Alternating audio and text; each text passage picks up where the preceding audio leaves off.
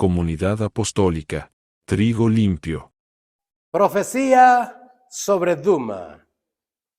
Me dan voces de Seir. Guarda, ¿qué de la noche? Guarda, ¿qué de la noche? El guarda respondió, la mañana viene y después la noche. Preguntad si queréis.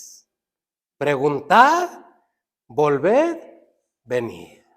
Hasta ahí dejamos la escritura y vamos a ocupar nuestro lugar. Muchas gracias.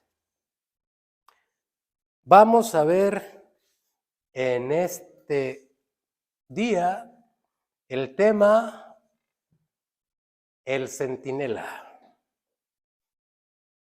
¿verdad? En un momento pensé ponerle el siervo vigilante, pero creo que el centinela le acomoda mejor. ¿Por qué? Porque siervo vigilante puede estar vigilando muchas cosas, a veces hasta lo que no le corresponde, pero el centinela está cuidando solo del peligro, del riesgo que corre en la encomienda que se le ha dado para vigilar el pueblo o vigilar su propia vida. Entonces creo que el tema, el centinela, es más acorde a lo que vamos a revisar. Y bueno, tomamos esta escritura porque aquí se habla acerca de algo muy importante que cuando lo leemos con cuidado, dice la escritura que se acerca, pero es una profecía. Una profecía es algo que el Señor está diciendo va a suceder, va a acontecer. ¿Y qué es lo que va a acontecer? Que alguien de pronto en algún momento, en algún lugar del planeta Tierra va a preguntar, vigilante, centinela, ¿qué pasa en la noche?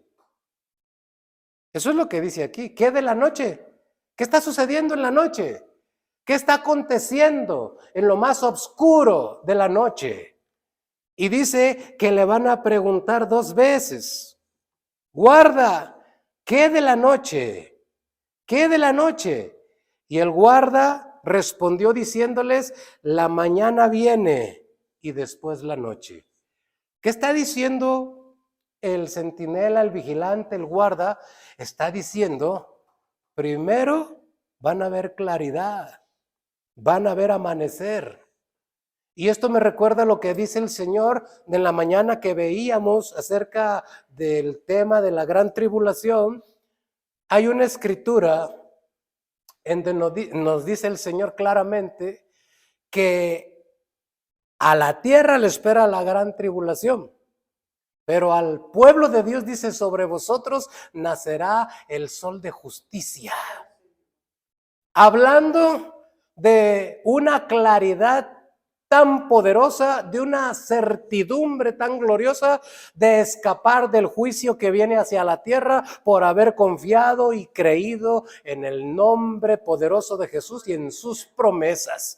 Y le dicen al guarda, guarda, ¿qué de la noche? ¿Qué hay en la noche? No les interese ahorita a ustedes lo de la noche. Si ustedes no son pecadores, si ustedes no están actuando mal, les interesa lo del día. Primero viene el día, dice.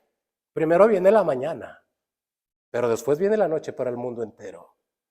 Antes que anochezca en el mundo, viene de nuevo la luz que alumbró este mundo. Viene la claridad de la salvación y la certidumbre de escapar del juicio a todos los que creyeron en las promesas de nuestro Señor Jesucristo.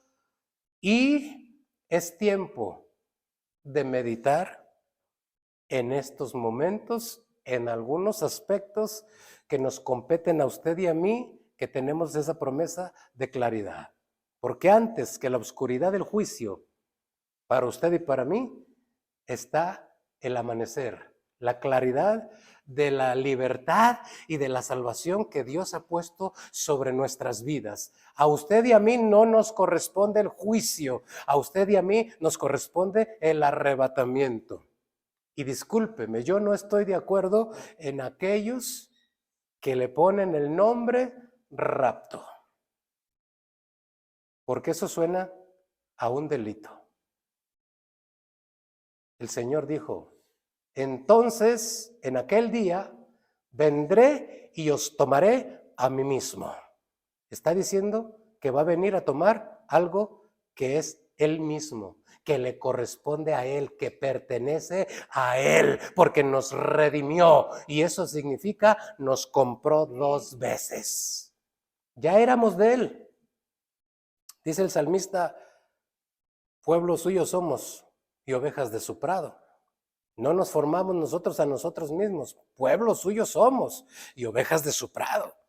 Ya le pertenecíamos cuando nos formó, pero le plació venir a dar su vida en la cruz del Calvario para rescatarnos y allí nos redimió. Y entonces ya le pertenecemos 2 veces. No puede ser rapto, porque rapto es tomar a alguien sin su decisión, sin su voluntad y a veces sin siquiera esperarlo. Pero para nosotros la palabra del Señor nos lo advierte, nos lo avisa y nos dice que lo esperemos. Cuando estas cosas comiencen a suceder, dice el Evangelio según San Lucas, levantad vuestra cabeza porque vuestra redención está cerca. Nos está diciendo, pongan mucha atención, pongan mucho cuidado. Va a haber señales para cuando yo venga, para arrebatarlos de este juicio y de esta gran tribulación que viene, y estén atentos porque yo les voy a indicar cuándo será. No es algo que nos tome por sorpresa y no es algo de lo cual no estemos avisados. Entonces, no estoy de acuerdo con que se le llame rapto. Yo le llamo arrebatamiento, porque eso significa del griego arpazo. Eso significa que el león de la tribu de Judá, con las garras que tiene de león poderoso para atacar, al enemigo lo amenaza, le quita la presa que tenía y se lleva lo que era de él, porque en un tiempo se lo quiso quitar y arrebatar, pero el león de la tribu de Judá da el arpazo y atrae lo que es suyo y rumbo al reino de los cielos lo lleva. Yo le llamo mejor arrebatamiento. Entonces, hermano, nosotros los que estamos aquí el día de hoy tendríamos que meditar en algunos aspectos para darnos cuenta. Si a nosotros nos preguntaran, ¿qué tiempo estamos viviendo? Bueno, la palabra del Señor nos dice qué tiempo estamos viviendo y ahí es donde usted y yo podemos responder y aprender para apercibirnos nosotros, para que cuando ese momento llegue, usted y yo despeguemos de esta tierra confiados y, como dice la Escritura, no nos alejemos de Él avergonzados, sino que estemos confiados y, como dice el final del libro del Apocalipsis, el Espíritu y la iglesia dicen, amén. Ven, Señor Jesús. Anhelamos que regrese el Señor y no tenemos miedo que regrese el Señor. ¿Por qué? Porque es una convicción de que vamos a irnos con el Señor. No porque podemos, no porque queremos, sino porque Él quiere y nos lo prometió. Nos afirmamos en esa promesa, buscamos y nos esforzamos por obedecer su palabra y al reino de los cielos nos vamos por su voluntad. Entonces, de manera que a usted y a mí nos toca preguntar. Primero, para poder responder cuando nos pregunten a nosotros, ¿cierto o falso? Porque no conocemos todas las cosas. La palabra dice que el Espíritu lo escudriña todo, aún lo profundo de Dios. Y primero tenemos que ser capacitados, aprender de Dios, para después ir a enseñar de Dios. Dice la palabra, nadie es soldado a sus propias expensas. O sea, nadie se manda solo. Todos obedecemos a Dios y todos nos sujetamos a Dios. Cuando eso funciona así, hay bendición para todos. Nos sujetamos a ser capacitados por la palabra, instruidos, que nos diga lo que quiere de nosotros y nosotros lo hacemos para gloria de su nombre. Entonces, todos los que están a nuestro alrededor alcanzarán bendición. De otra manera, pudiera haber problemas. Y esto tengo forma de comprobárselo. Mire, ayúdenme a buscar, por favor, en su Biblia el Salmo 27, verso 4. Una cosa he pedido, eso es lo que significa esa palabra. Ahí suena como muy fuerte esa palabra, pero no le podemos demandar a Dios o exigir, eso significa demandar, exigir. Una cosa he pedido, que es lo más correcto. Una cosa he pedido a Jehová, esta buscaré. ¿Qué? Que esté yo en la casa de Jehová. ¿Cuántos días? Todos los días de mi vida. ¿Para qué? Para contemplar lo hermoso de sus milagros, lo hermoso de su ayuda, lo hermoso de los prodigios y las conversiones que hace con mi familia, y para inquirir significa preguntar, y para preguntar en su templo. Gracias a Dios contamos nosotros con capacitación en la escuela bíblica dominical. Todavía por la gracia de Dios conservamos ese beneficio de la escuela bíblica dominical. El que quiera aprender, tenemos donde aprender. A menos que no quiera aprender, asunto suyo. Pero allí es donde se puede preguntar. ¿En dónde? En su templo. Allí se responden dudas, allí se aclaran situaciones que pudieran frenar el avance del maligno en nuestras vidas. Y cuando no preguntamos, pues el maligno avanza. Cuando nos damos cuenta, el cáncer ya está muy regado. Pero Dios dejó beneficios de preguntar. Y aquí dice la palabra que tomamos, que al guarda le preguntan, ¿qué de la noche? ¿Cómo está el asunto de las tinieblas? ¿Cómo está el problema de las maldiciones? ¿Cómo está el asunto de los hechizos? La gente ignora muchas de esas cosas. Y a veces no sabe la diferencia entre un hechizo, entre brujería y entre trabajos oscuros. Y son cuestiones diferentes. Y tenemos que saberlo. Pero para eso hay necesidad de preguntar. Y gracias a Dios, le vuelvo a repetir, contamos con un lugar en donde preguntar. ¿Qué de la noche? Hay a quien preguntarle y hay quien responda. Y la respuesta que el guarda les dio, primero investiguen sobre el amanecer, porque primero viene el amanecer.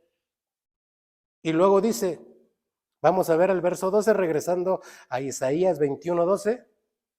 El guarda respondió, la mañana viene y después la noche. Preguntad si queréis. Preguntad, volved. Mire cómo Dios invita a los suyos a preguntar, porque necesitamos ser instruidos. La palabra dice que el Espíritu Santo nos va a guiar a toda verdad y a toda justicia. La palabra bíblica, netamente bíblica, contiene la esencia del Espíritu Santo. Si a usted le enseñan con la palabra bíblica, entonces usted está siendo guiado a toda verdad y a toda justicia. Y necesita preguntar, porque no nacimos enseñados. Usted me dirá, hermano, yo tengo 30,000 años en la iglesia, yo fundé la iglesia fulana, qué bueno, le felicito, pero no lo sabe todo. Porque a Dios no le plació dar la verdad de su salvación a una sola persona. Él permitió que su sabiduría esté allá, esté acá, y que todos necesitemos de todos. Los predicadores también necesitamos comer de otros predicadores. Y solo el que se sienta que no necesita, asunto suyo, pero pobrecito. Porque yo necesito ser alimentado por la palabra de Dios que viene de otros siervos de Dios. Así es como yo me alimento. Y si alguien me preguntara, a mí pudiera responder, pero si a mí me preguntan, yo le diría esto como pastor a todos los que me escuchan y a los que están al alcance de este mensaje. Si alguien me pregunta, yo le respondería, la primer cuestión que le respondo es esta, Salmo 119, 126. Si como vigilante, si como centinela, si como guarda de esta congregación alguien me preguntara, pastor, ¿qué tiempo estamos viviendo? ¿Qué tiempo es el que estamos? Yo le respondo esto. Salmo 119, verso 126, por favor. ¿Lo tiene? Amén. Mire qué dice la palabra. Tiempo es, ¿de qué? Porque han invalidado tu ley. ¿Qué está diciendo? ¿Qué le quiero decir? Si alguien me pregunta, pastor, ¿qué tengo que hacer? Cumpla la ley de Dios. Porque muchos la han invalidado y aún dentro de las iglesias ya no quieren obedecer la palabra de Dios, ya quieren hacer lo que les da su real gana. Y se lo dije con medida, porque hay otras palabras más fuertes.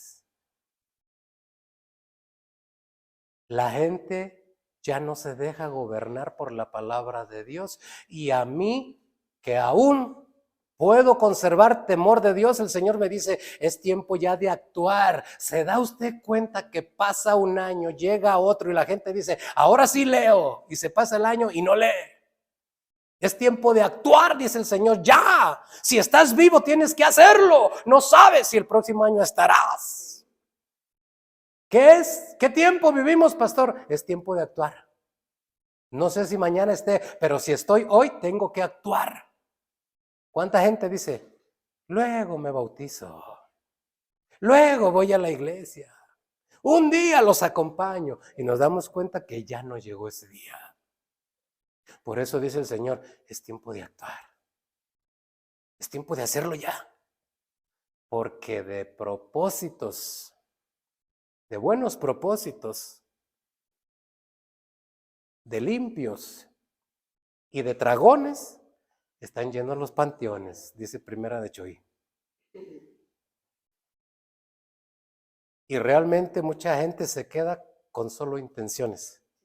Solo intenciones. Y la palabra que mirábamos por la mañana lo dice rotundamente. Muchos procurarán entrar, pero no podrán.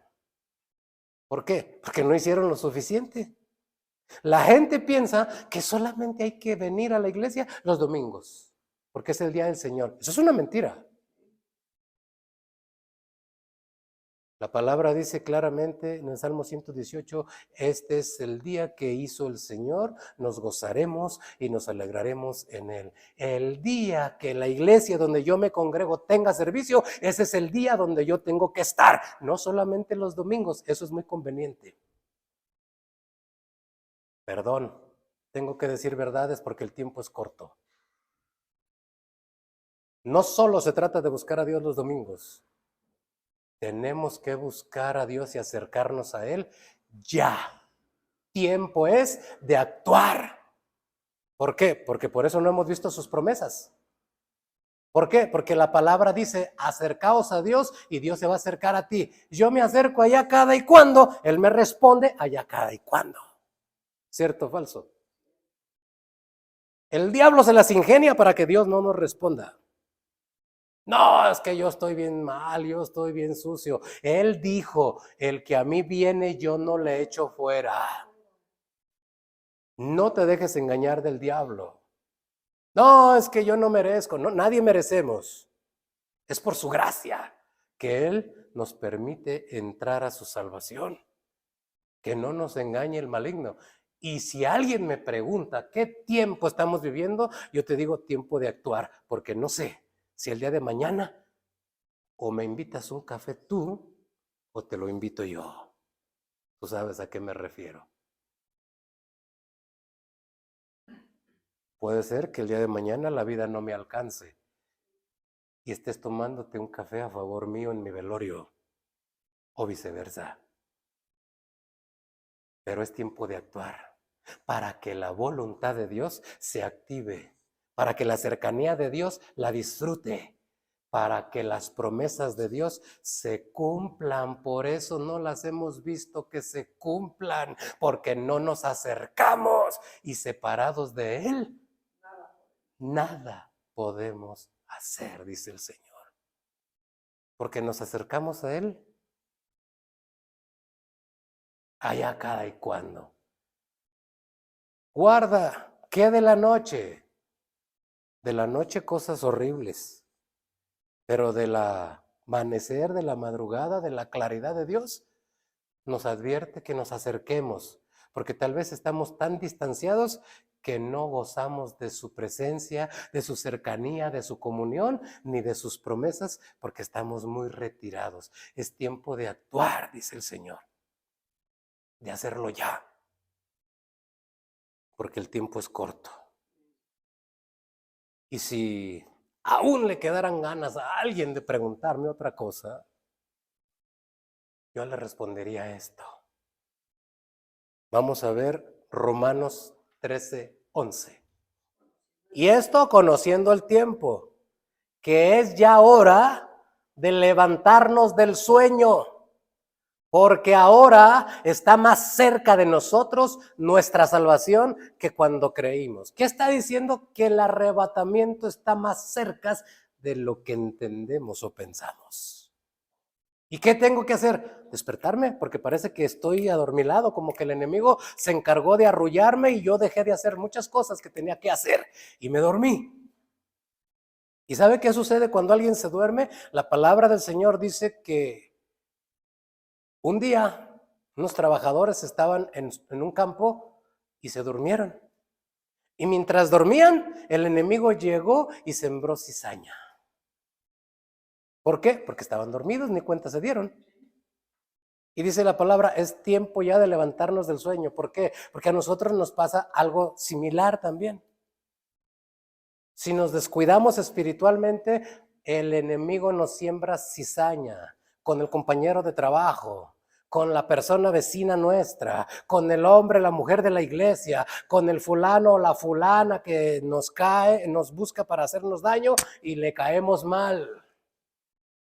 El enemigo va a usar a los demás contra nosotros cuando nosotros hemos aceptado a Cristo. Eso seguro. Y la gente no se tiene que desmotivar cuando empiece a tener problemas porque recibe a Cristo. Esto estaba advertido, estaba avisado. El problema es que no tenemos que dejarlo que avance permitiéndole que por nosotros estar dormidos cada rato nos levante cizaña, ya se acabó un problema, el que sigue, ¿a poco no conoce usted o tal vez no le ha pasado que usted está problema tras problema, problema tras problema, apenas resuelve uno, el que sigue? Es que el enemigo le está siembre y siembre cizaña, está haciendo lo que le pega su gana con su vida y con su familia. Problemas, problemas, problemas. Es tiempo de levantarnos del sueño. ¿Cómo es eso? ¿Sí? Tenemos que esforzarnos más por buscar a Dios, por agradar a Dios, leer, orar, consagrarnos, estar en la iglesia, para que todo eso se frene y el enemigo ya no siga sembrando más cizaña contra nosotros.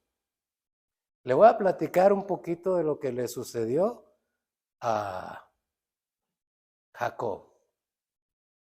Dice la palabra del Señor que Jacob, huyendo de su hermano, de pronto, cansado, tomó una piedra en un lugar desierto, lo único que había era piedras, y para dormir, pues tomó una piedra, lo puso en su cabecera y se puso a dormir. Cuando despertó, después de mirar una visión en el sueño, despertó asustado y dijo estas cosas: ahora entiendo qué terrible es este lugar. No es otra cosa que casa de Dios y puerta del cielo. ¿Por qué dijo esto? Él lo declaró y dijo, ciertamente Dios está aquí y yo no lo sabía. ¿Y por qué determinó eso? Porque estaba dormido, ni cuenta se dio. Que estaba en los planes de Dios, que estaba en el propósito de Dios. No había entendido que era un objeto, un utensilio útil en las manos de Dios para conservar las tribus de Israel y para que viniera el Salvador del mundo. Y él, ajeno a todo eso, dormido, se echó a dormir y miró la escalera que el Señor le mostró y entendió y dijo, ¡qué terrible! Dios está aquí, yo no lo sabía. Mire, hay gente que se atreve a decir que Dios no está. Mire, le voy a aclarar algo. Dios no necesita hacerse sentir para estar. ¿Cierto o falso? Él dijo, yo voy a estar con vosotros todos los días hasta el fin del mundo. Lo creamos o no lo creamos, Él está. Él dijo, no los voy a dejar huérfanos. Y no nos ha dejado huérfanos. ¿Y cómo de pronto puede venir una gente con toda la ignorancia del mundo a decir que en cierto lugar o en cierta actividad no se sintió la presencia de Dios? Dios no estaba. Que no la sienta no quiere decir que no esté. Porque muchas veces las personas son emocionalistas.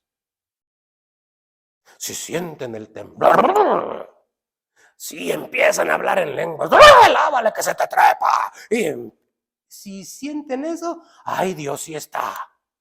Si no lo sienten, Dios no estuvo. No, sin eso no está basada la promesa de que iba a estar con nosotros. Él está donde están 2 o 3 congregados en su nombre. Punto. No se trata de millones. Si no, estuviera allá en la Cava, estuviera en el Vaticano y aquí no estuviera, porque a él le gustarían las multitudes. Pero él dijo, si están 2 o 3 por causa de mi nombre, yo allí estoy en medio de ellos. No es lo que se me ocurre, no es lo que yo sienta, es lo que él prometió. Y el que no lo puede entender así, está dormido. No puede calificar a un lugar o una actividad que no está Dios porque no lo sintió. No, si no se trata de eso, no es de sentimientos, es de fe, no es por vista, es por fe. Si no veo que alguien tiembla, si no veo que alguien llora, si no veo que alguien habla lenguas, entonces no está Dios. No se trata de eso. Está dormido. Mucha gente no ha entendido eso y se ha convertido en emocionalista. Quieren hablar lenguas porque el que está a su lado las está hablando. ¿Y cómo es que le hace? ¿Y cómo? Rambo saca la bazuca. ¿O cómo iba? Eso viene del espíritu y no tenemos ni que ensayarlo, porque mucha gente hasta los pone a ensayar. Repite esto, repita aquello. Y quieren hacerlos hablar en lengua cuando eso es un don. Y el don viene de Dios, no de los hombres. Y si hablan, Dios está. Si no, no está. Por eso dijo Jacob, qué terrible es este lugar. Dios está aquí y yo no lo sabía. Entendió el hombre, ¿por qué? Porque estaba dormido. ¿Y qué me dice de Jonás? Jonás dormido, le sucedió lo que dijo el Señor en el libro de Apocalipsis que no debe de sucederle a un cristiano. El mensaje a las iglesias que el Señor le dio en Apocalipsis a las iglesias dice, ojalá fueras frío, ojalá fueras caliente. ¿Y qué le sucedió a Jonás? Lo vomitó una ballena. ¿Por qué? Porque él dijo, yo desobedecí a Dios y miren, relax. Se duerme y cuando se duerme le viene toda la tempestad encima. La gente le reclama, dice, tú dormilón, nosotros estamos a punto de morirnos y tú dormido. ¿Por qué le sucedió? Porque estaba dormido, ajeno a la voluntad de Dios. Y tuvo que experimentar lo que el Señor dice que le sucede a todo cristiano que no se afirma. Por cuanto no eres frío ni caliente, te vomitaré de mi boca, dice el Señor. Hay un peligro muy terrible en estar dormido espiritualmente hablando. A Jonás le sucedió, a Jacob también. ¿Y qué me dice de las 10 vírgenes? Que por estar dormidas no alcanzaron la unción del Espíritu Santo y se les escapó la oportunidad de recibir al esposo cuando venía para consumar las bodas del Cordero. Cuando ya estaban invitadas, cuando ya estaban elegidas, muchos serán llamados y pocos serán escogidos. ¿Por qué? Porque durmieron, reposaron de sus responsabilidades, se les olvidó su compromiso con Dios creyeron que era una religión más. Y nosotros no comulgamos con la religión. Hay algunos que sí tienen razón al acusárseles que cambiaron de religión, porque solamente cambiaron de iglesia, salieron de un templo para venir a otro y no hacer nada. Allí cambiaron de religión.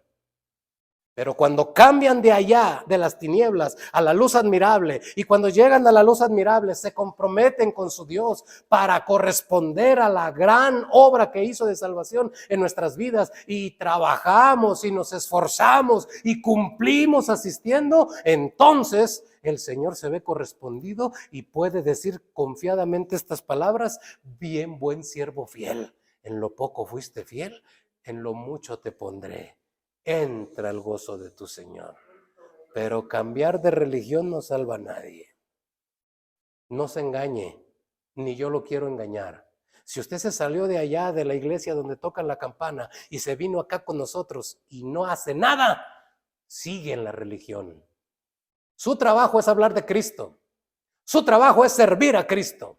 Su trabajo es comprometerse para ir de poder en poder hasta ver a Dios en Sión. Que no lo engañen. Usted está en la religión. Necesita salirse de ahí. ¿Está dormido?